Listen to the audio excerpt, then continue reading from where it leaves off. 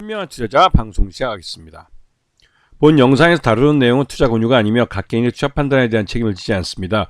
별도 SNS 채널 가입을 유도하거나 투자 권유 및 유료 리딩 서비스를 홍보하는 불법 서칭 계정에 유의하시기 바랍니다. 자, 오늘은 파인테크닉스라는 회사에 대해 좀 말씀드리겠는데요. 이 업체는 그 LED 조명으로 국내 공공 분야 1위를 한 업체입니다. 즉 도로나 철도 같은 데 사용되는 그 공공 분야의 LED 조명에서 1위로 납품하는 업체죠. 그만큼 이제 조명에 있어서는 국내에서 가장 큰 회사 중에 한 곳이라고 할 수 있습니다. 자, 이번 3분기까지 실적을 보면 전년과 거의 비슷하게 나오고, 지금 현재로서는 이 LED 조명 시장이 국내에서는 거의 포화 시장이라고 할 수가 있습니다.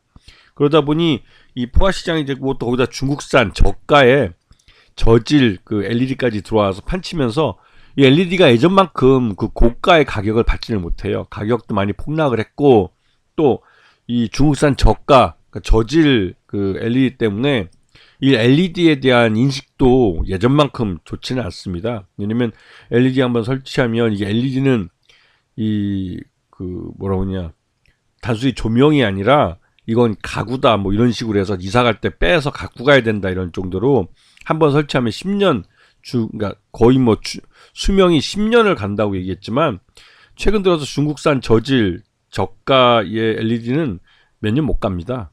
끼케야 2, 3년 정도 가면 오래 가는 거죠.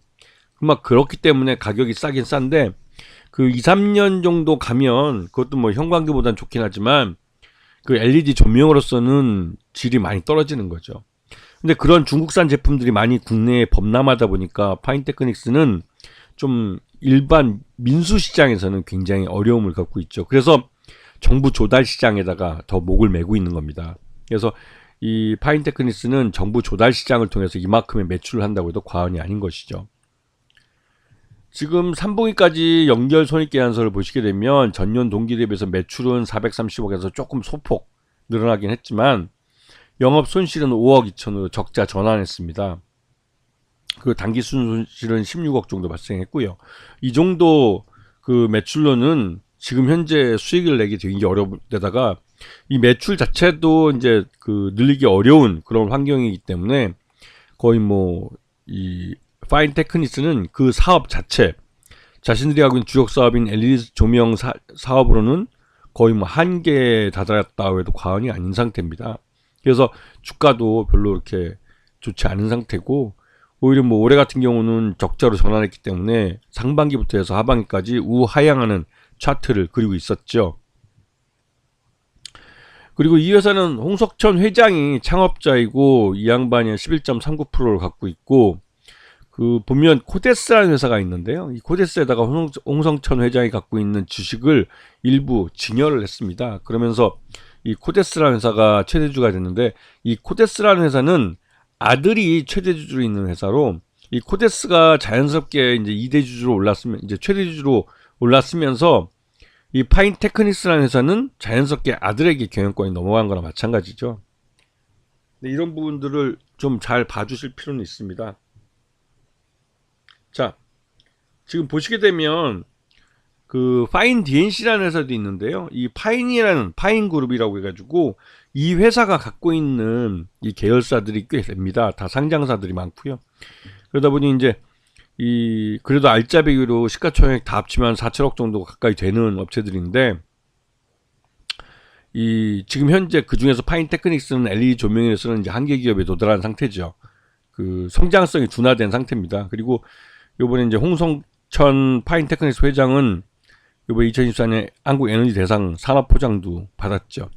근데 갑자기 이제 오늘 파인테크닉스가 상한가를 빵 쳤어요. 왜 그랬을까요? 그거는 홍준표 대구시장과 홍성천 회장이 남양 홍씨로 동문이라는 겁니다. 이게 정치인 테마주라는 것이죠. 그동안 홍준표 이 대구시장은 대선 후보에서 좀 한 발자국 뒤로 물러나 있었지만, 지금 현재 여권에서는 홍준표 대구시장이 그래도 가장 앞선 그 대선 후보라고 할 수가 있습니다. 여기다가 이제 트럼프 측근인 예전에 이제 이 사람이 이제 선대위원장을 했던 사람인데, 이 존 매너포트라는 이 사람은 그 워싱턴에서 되게 유명한 로비스트입니다. 근데 이 로비스트라고 예전에 이제 우크라이나 전쟁, 우크라이나 관련해서 이 친러시아 쪽 로비를 하다가 한번 그 유죄를 받기도 했죠. 하여튼 그러면서 또 이제 트럼프 선대위원장을 지난번에 하기도 했고 해서 트럼프의 측근으로 이제 분류되는 사람인데, 이 사람이 요번에 비공식적으로 우리나라를 방문을 했습니다. 방문을 해서 여권 인사 중에 홍준표 대구시장과 권선동 국회의원이죠. 이 사람을 만나고 간 걸로 알려져 있어요. 이게 뭐 아시다시피 트럼프는 돈이 되는 쪽, 즉 미국 대통령 자리마저도 이 자신의 사리사욕을 챙기는데 많이 이용했기 때문에 요번에 우리나라에서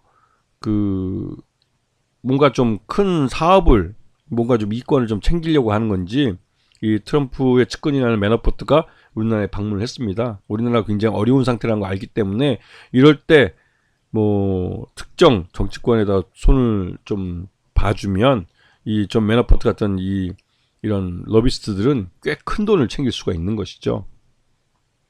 그런 측면에서 우리나라에 들어와서 이 사람이 딱 친 여권 인사들만 만나고 간 것이, 그게 일반적인 이런 뭐랄까 좀 미국 대통령이나 대통령 당선자 측의 어떤 움직임이라고 보기에는 너무 편향되어 있는 거죠.